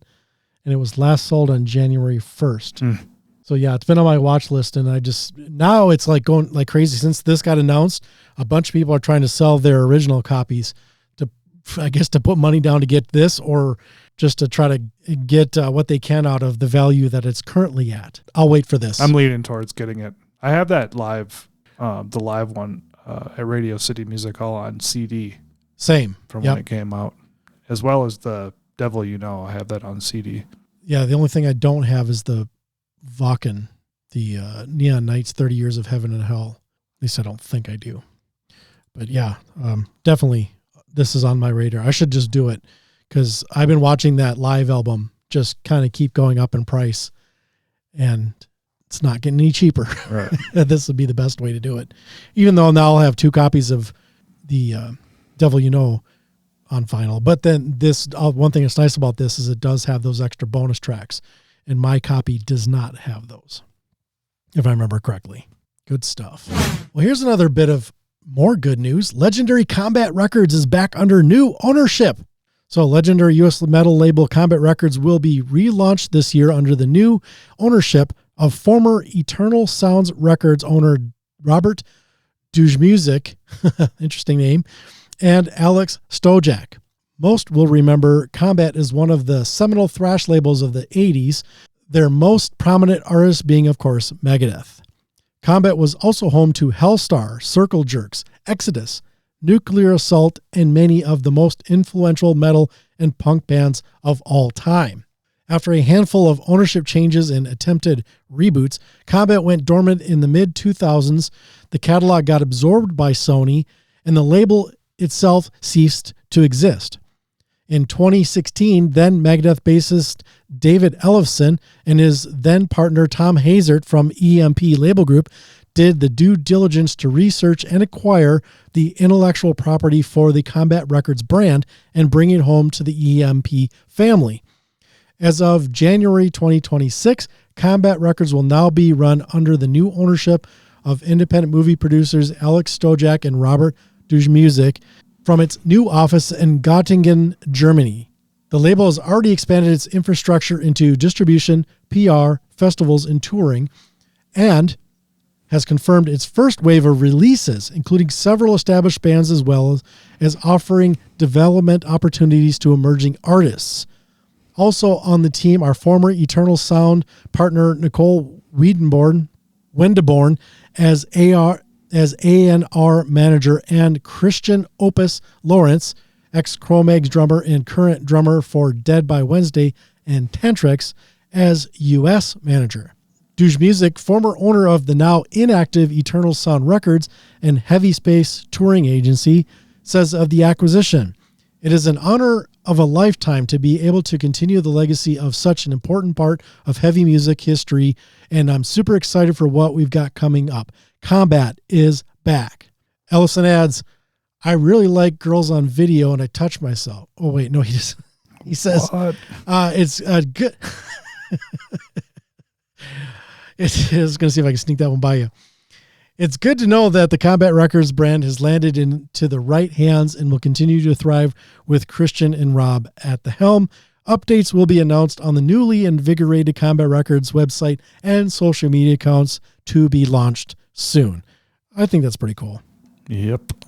Especially if they're bringing back like what record labels used to do back in the good old days with, research and development and artists building up artists instead of just, well, what's your followers on Facebook, then we'll reissue some of your classics. I'll be curious if that too. They should. Time seems right. Okay. This next one, I'm just going to tell you right now, it's $345 on Amazon. So it's really fucking expensive. And Dark Throne is coming out with the 40th anniversary box set called The Fist in the Face of God. They originally formed under the name Black Death in 1986, and then Dark Throne has risen over 4 decades to become one of Norway's most revered metal institutions. Through unwavering dedication to riffs, authenticity, and a fierce resistance to trend, the duo of Fenris and Nocturnal Culto have carved out a legacy that has inspired generations while remaining entirely their own. So they talk here about Soulside Journey, which was more like a death, doom metal album. And then they switched into the black metal style. What do you think of that album then? I like it a lot. Interesting. Yeah, I'd like to check that out. You'll notice definitely that it's not black metal. It's definitely death. It's in the death metal vein, but it's unique from like what you'd expect from like American death metal bands. It's a cool album. Definitely worth checking out.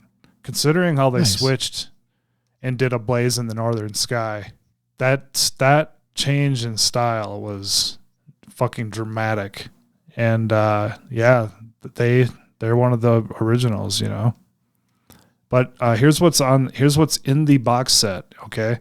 They're not starting with Soulside Journey. This is just focusing on their like pure black metal era. Oh, okay. So that's A Blaze in the Northern Sky from 92, Under a Funeral Moon from 93, Transylvanian Hunger from 1994.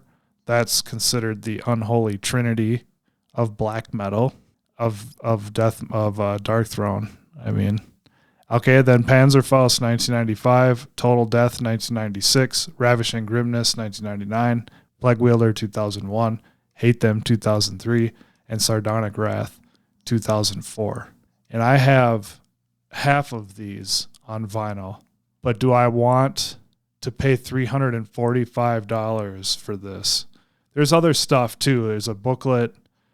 There's going to be a DVD with an interview with Fenris and Nocturnal Culto. There's also going to be a rare 1996 live performance in Oslo.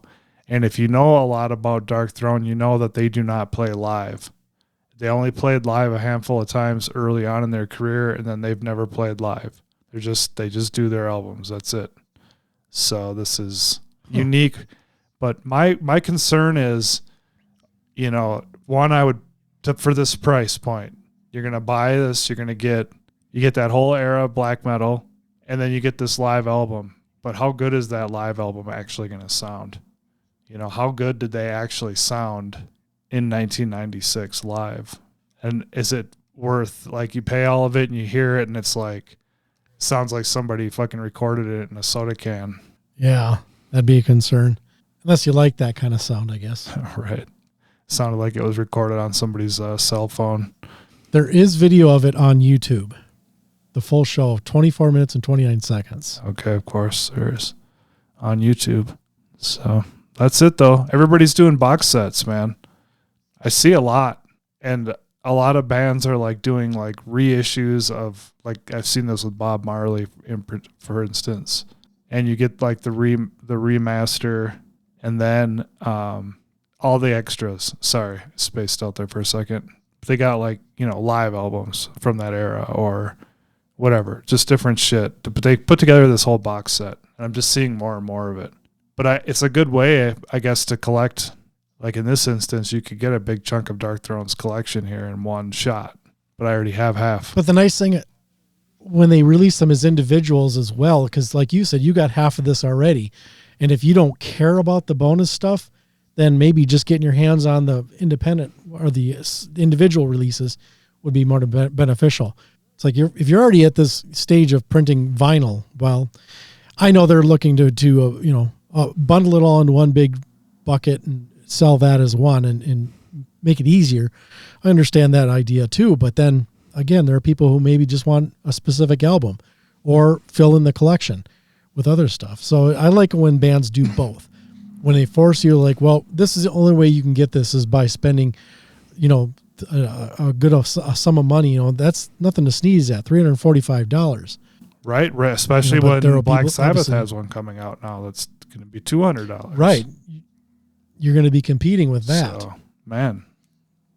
Well, heaven and hell. How much money doesn't grow on trees? It does not. You just have to spend accordingly. Or start an OnlyFans, Nate. Right. Are you going to do it? Tell me how it goes. I think my feet are in pretty good shape. I wonder what kind of money I can get for feet pics. Troll people into signing up, and then it's just a video of us doing the podcast. Oh. Something to think about. Let's just say that. We'll put a bookmark in that conversation. Maybe shirtless or something. Anyhow, moving on, we're going to listen to some more music here. We have Violent Omen from the Ukraine. They were nice enough to send us their single, Path of Illumination, and apparently they're back. They were 10 years ago they were active, and now they're back after this 10-year hiatus. And there will be an album coming out this spring called Locomotive of Chaos on Nocturnus Records. But here's a single to get whet your appetite. Pretty good stuff. Violent Omen with Path of Illumination.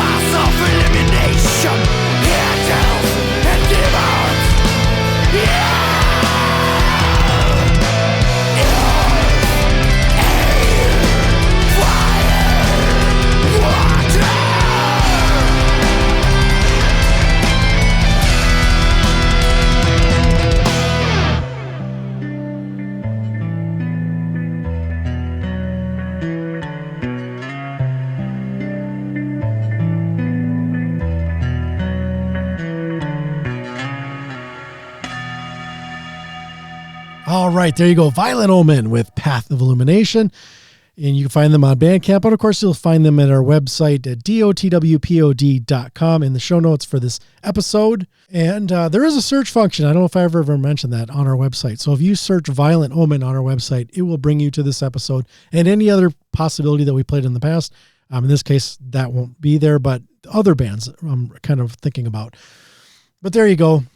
A way to connect and keep an eye out for that new album coming in the spring of this year.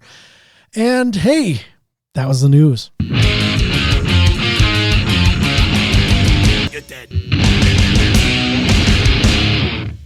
If you're in a band and you'd like to be considered to be played on the Disciples of the Watch podcast, please email us at music@dotwpod.com and send me good quality files. Please don't send me garbage, and please tag them right. So you can do that at mp3tag.com. Download the free file tagging software, and you can make yourself whole on that. And of course, stay tuned to this music feed. Nate, we got Time Travel Radio is finally back out, and I'm looking forward to getting those episodes flowing again, and a few other things. And of course, we've got some stuff planned that we're going to be working on. We were talking about doing a track by track on Megadeth, or track by track on the new Soulfly, and then of course a Soulfly worst to best. So we've got some stuff, some irons in the fire. So make sure you stick around here on the Disciples of the Watch. Nate, our final talker. How excited are you for this one? I'm grateful. I'll say that you picked this because I put that other list in there, and I'm glad that you caught that we had done it before. And I thought we had done one similar, but I was like, maybe it was different. I couldn't remember for sure. Some of it seemed familiar, and honestly, some of it didn't. But anyways, I was at the meditation center when you found that, so I'm grateful that you were able to pull a list. Oh yeah, I keep track of lists just in case you hit a dry spell, and I do have them in our shared note, of course, so you can always refer to that if you hit that dry spot and you want to check something out. But I figured this would be right up your alley, and mine, of course, as well. And so it was easy pickings for me. I just went and looked at the list and went, oh, yep, there we go. Let's check this one out.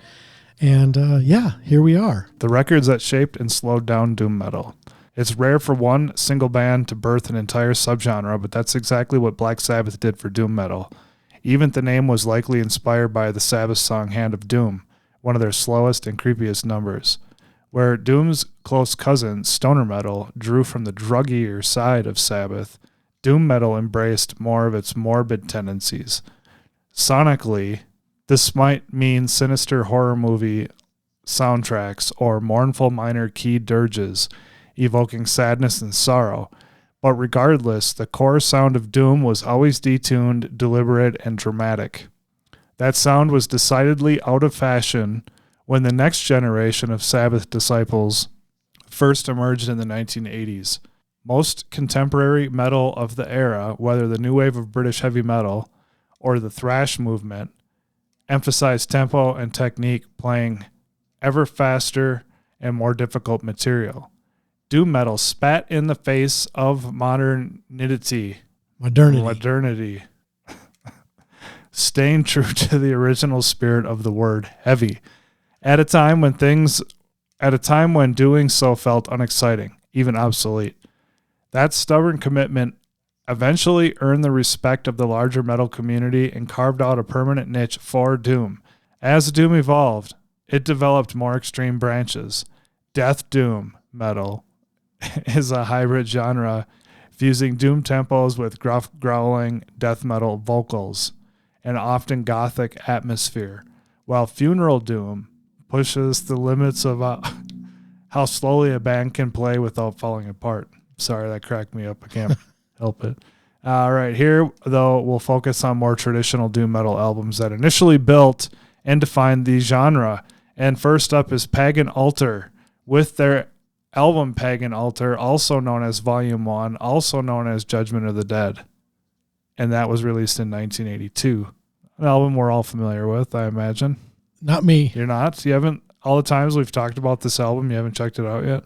I checked it out a little bit because of this, and I was going to be picking the song for the show, so I did dabble in it, but I didn't give it a whole lot of time. Well, it's worth a listen. Recorded in 1982, Pagan Altar's self-released demo tape garnered a cult following that led to rampant bootlegging. More than a decade later, the material was finally given official physical releases, starting in the 90s as Volume 1, then in the 2000s as Judgment of the Dead. It's essential formative doom obsessed with cult rituals and Black Sabbath records in that order. Led by father and son, Terry on vocals and Alan Jones guitar, who publicly called themselves cousins at the time, Pagan Altar's initial run was short-lived due to, in part, to stage show so theatric that it lost the band money. Long-running interest in the work inspired a 2000-era reunion and several more officially released albums. Okay, next up, Witchfinder General, Friends of Hell. Another one that you would expect to see on this list of doom. Yep, this one I'm more familiar with. This is from 1983. The other of the two new wave of British heavy metal era bands crucial to the birth of doom. The only one with an official album release at the time, Witchfinder General, took their name from the historical horror film featuring Vincent Price, where their 1982 debut, Death Penalty, was a cheerfully primitive ode to substance abuse and cheap sex. The follow-up, Friends of Hell, delved into the darker side of Black Sabbath. Death and depression permeate the entire album, making it one of the first ever to strike the mood of what would soon become doom metal. During its brief existence, the band was probably best known for the topless models on its album covers, but today they're recognized as the founding fathers of the doom scene. Now, this next one is one I'm very excited about, and I have been listening to this one since the 80s, and I have it on vinyl, and the album cover is fucking epic. And this is Cirith Ungol with King of the Dead, 1984. I've tried to listen to some other Cirith Ungol albums, and they've just been okay. But this album, since I was a teenager, has been one of my favorite albums. I fucking love this album. Okay, nice. The write-up says one of the first American bands to slow down enough to fit into the emerging doom genre, Cirith Ungol considered several names from The Lord of the Rings before settling on the mountain pass into Mordor. Another important formative doom release. Their second album, King of the Dead, marries fantasy novel lyrics to crashing riffs, thundering bass, and vocalist Tim Baker's Love It or Hate It shriek.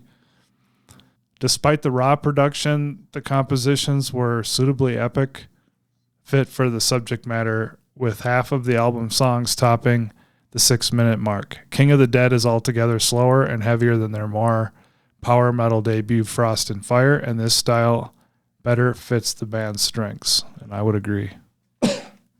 That album art makes me want to play D&D. Yeah, totally. Now, Nate, I'm curious on your feelings on this album. It's Trouble, Psalm 9. Are you familiar with this one? Yeah, I am, and I don't own it, and it is on my list. I do want to add this to my collection. I haven't listened to a lot of their other releases, but I am somewhat familiar with this one. Yeah, I almost went with this one for the song to be played to wrap up the show, but I ended up pivoting to something else. And this is actually one I did when they re-released it. I did pre-order from Amazon, and they delivered it and destroyed it. So I said I need a replacement copy, and they said, we are out of stock. So I'm like, well, thank you very much. I think they've learned, though. I've noticed they're shipping stuff better now in the past year and a half or whatever it's been. But for a while there, they were trying to get by with just throwing a record into a plastic baggie and shipping it that way. And it's like, that doesn't work, you dumbasses. I wonder how many records they damaged, or at least the covers they destroyed. But I digress. Trouble, Psalm 9 from 1984 is next up on the list. And here's the write-up on this. The debut album by Chicago's Trouble, later retitled Psalm 9 after the band released a second self-titled album, is an undeniable cornerstone of doom, offering better production and musicianship than any of its early doom peers upon its release. Psalm 9 simply crushed on a level that hadn't really been heard outside of Sabbath's own catalog. On the surface, Trouble sang about Satan as much as any occult horror metal outfit, but they did so from an explicitly Christian point of view, evoking the terror of eternal damnation using what many Christians would have assumed were the devil's own tools. Singer/lyricist Eric Wagner lifted verses directly from the Bible, and in doing so, excavated the stealth morality underlying many a Sabbath tune. Easily the most widely influential Christian metal album ever released, and one of Doom's greatest as well. At the very least, if you want to check out just one song off of that album, check out Assassin. That's a banger for me. I love that song. I met the bass player, their current bass player, a couple of years ago. Oh, nice. Anyways, totally random, but yep. And here's one I figure will be right up your alley, Nate. Pentagram, with Pentagram from 1985, also known as Relentless. So Pentagram had been kicking around in the Baltimore, D.C., Virginia area since 1971. Bobby Liebling is up there, man. Holy buckets. Releasing only the occasional local single. He shouldn't even really be alive, should he? With his life. Yeah, it's been rough. And yeah, and no, he's not lucky, like son of a not bitch. like he's balling, with millions of dollars either. It's rough. Like No. Yeah. He's borderline homeless. So I digress anyhow. Since 71, releasing the only occasional local single during its first decade. The sole constant was frontman Bobby Liebling, who never altered his Sabbath-esque vision despite countless lineup changes. The material that would become their debut full-length was recorded over 1981 to 1982 and initially released as a self-titled demo tape. Then again on vinyl in a remixed, partially re-recorded version. When the Peaceville label reissued it on CD, they restored the raw 1982 mix and retitled the album Relentless. This is now the officially accepted version. Interesting. Convoluted history aside, this is crucial early American doom by a band so eerily out of time that they'd been worshiping nonstop at Black Sabbath altar since Master of Reality. Pentagram continued to record whenever Liebling could keep a backing band together and rank among Doom's foremost keepers of the flame. I have that one on vinyl as well as Pagan Altar and Witchfinder General. Nice. And this one, Candlemass, Epicus, Doomicus, Metallicus. Are you surprised that this has come up on a doom metal list? You have to have Candlemass on there. You could probably put a couple of Candlemasses in here, but it's obviously this is the first and the different vocalist, but it's almost too bad they don't have another one on here with what's his name? Why am I blanking on his name? The big guy. I don't remember either. Oh my God, I can't believe I'm blanking his name. I can Messiah see him in my or head. something like that. Messiah Markland, thank you. God, wow, swing and a miss on my brain. But then again, I'm glad they didn't double up on artists. So if they're going to go with the Candlemass, there's nothing wrong with going with the one that launched. It's always the this career. album that comes up on the list that I've seen. Here it is. Okay, this 1986. Here it is. The Monolith. That officially christened doom metal as a genre and still stands as an arguably its single most definitive release. Owners of one of the deepest catalogs in the genre, Sweden's Candlemass captured the essence of doom like few other bands, blowing it up to epic proportions, just like the title Epicus Doomicus Metallicus says. Exclamation point. Bassist, band leader Leif Edeling, guitar songwriting hits an early peak here on the band's 1986 debut. Every one of its 6 tracks sounds like a Sabbatharian mini opera. It didn't sell well upon release, though most of this initial lineup, including hired session vocalist Johan Longvist, quit afterwards. Still, this absolute steamroller of an album should be your first doom metal purchase, and there's a case to be made that the follow-up, Nightfall, ought to be your second, thanks to the arrival of iconic monk-robed singer Messiah Marcolin, arguably the genre's greatest. Nice. I do appreciate the nod to the follow-up. Yes. So that's cool they did add that. Now here's one, Nate. I am slightly familiar with the band. I'm not sure. What's your level of knowledge on Saint Vitus? I'm a little familiar with this album. That's about it.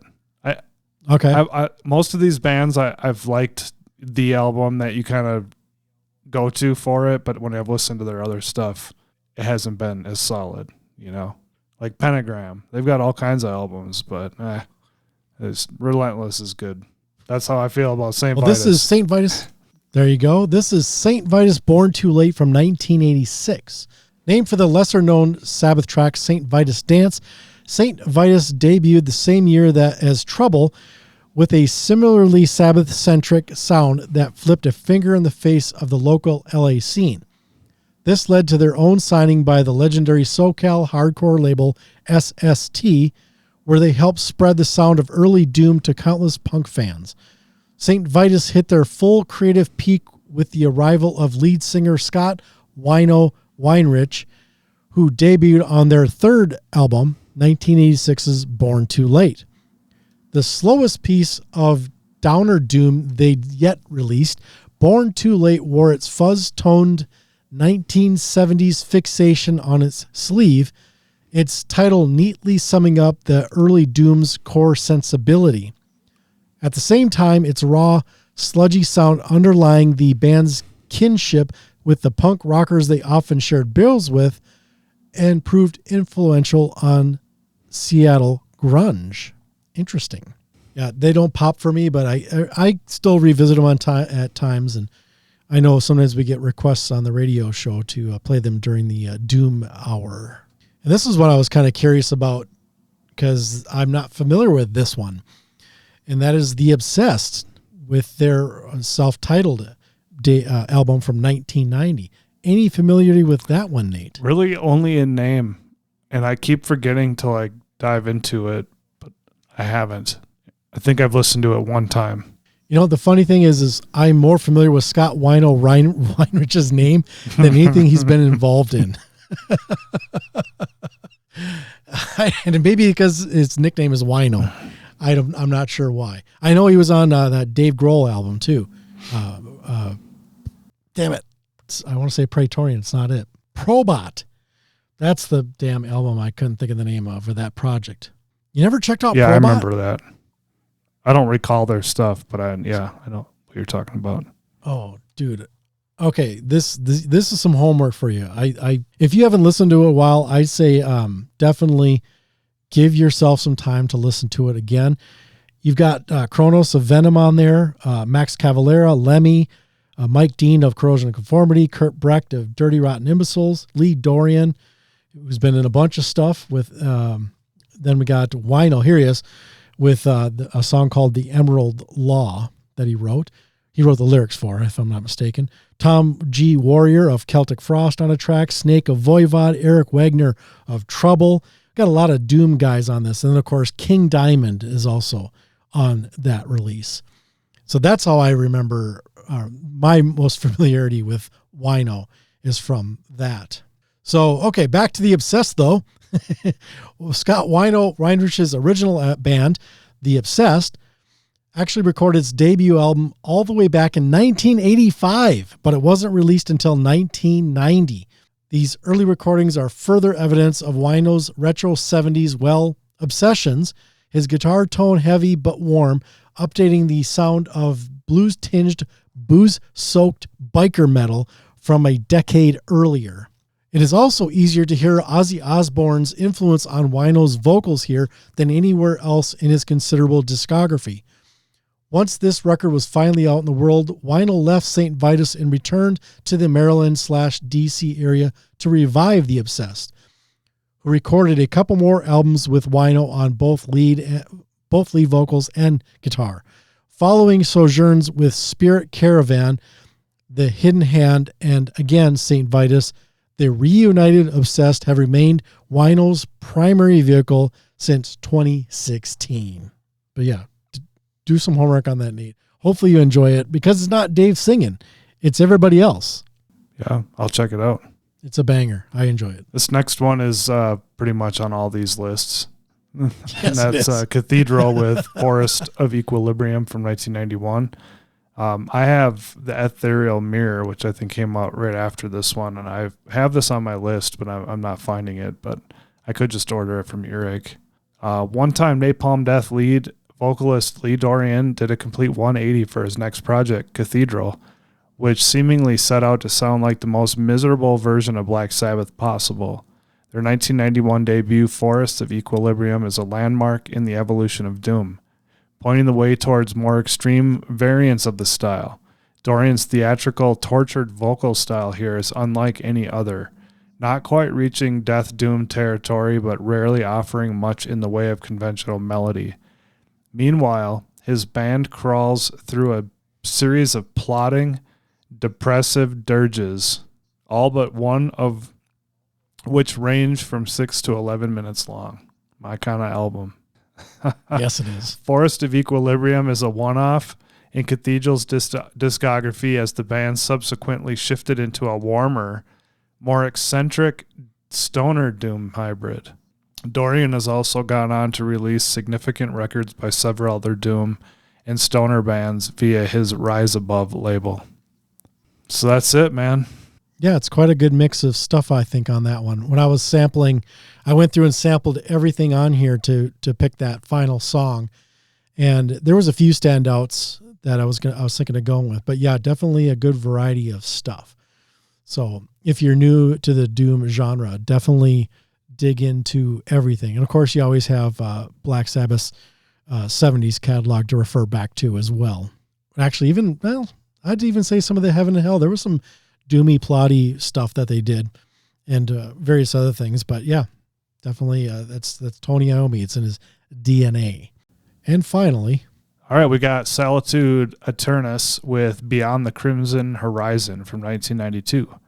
Building on the accomplishments of Trouble and Candlemass, in particular, Solitude Eternus solidified the sound of classic doom. Their early 90s work paced a capstone on the style's maturation. Founded in Texas by ex-thrash guitarist John Perez, Solitude Eternus name pays tribute to both Sabbath and Candlemass, who each recorded a song called Solitude. Their second album, Beyond the Crimson Horizon, is often labeled as the best of a pretty consistent bunch, offering some of the band's most epic songwriting. Lead singer Robert Lowe nails the operatic flavor of doom so well that he later spent 5 years as the lead singer of Reunion-era Candlemass. Yeah, and after digging through all this stuff, Nate, that's who I decided to wrap the show up with. Solitude Eternus from that Beyond the Crimson Horizon release. And one thing I do want to point out here, too, is that Robert also did a stint with a Minnesota band, Grief Collector. I was kind of bummed that he's no longer working with them because they were in the process of recording another album, which unfortunately Robert decided to bow out of before recording his pieces for it.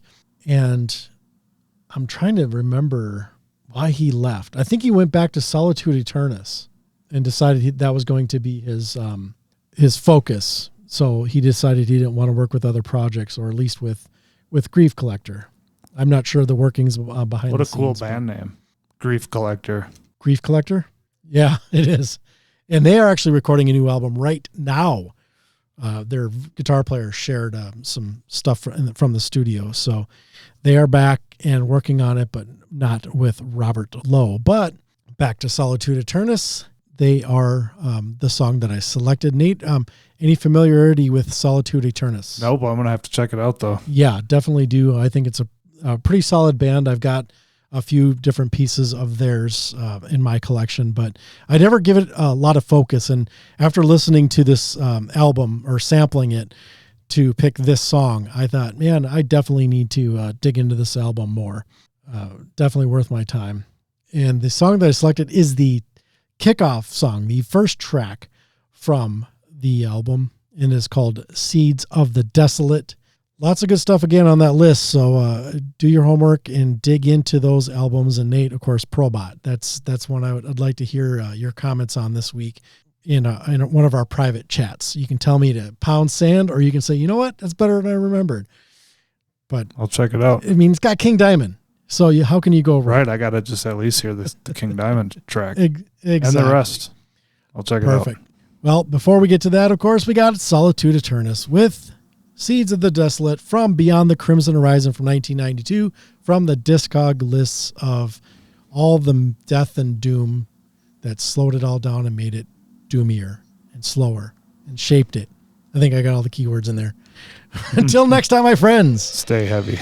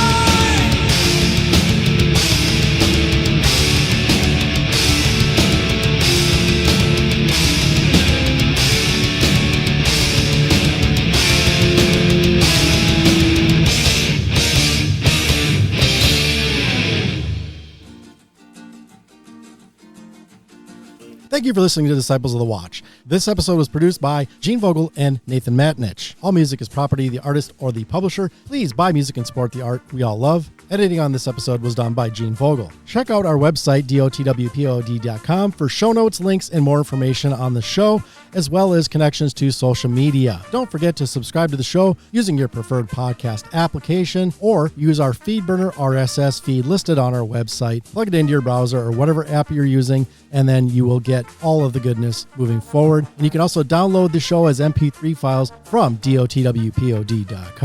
If you'd like to support the show, please click on the support us link at our website. As well, we have Patreon, so you can do a monthly contribution if you so desire, or purchase some of our merch from our website. Thank you for listening, friends, and stay heavy.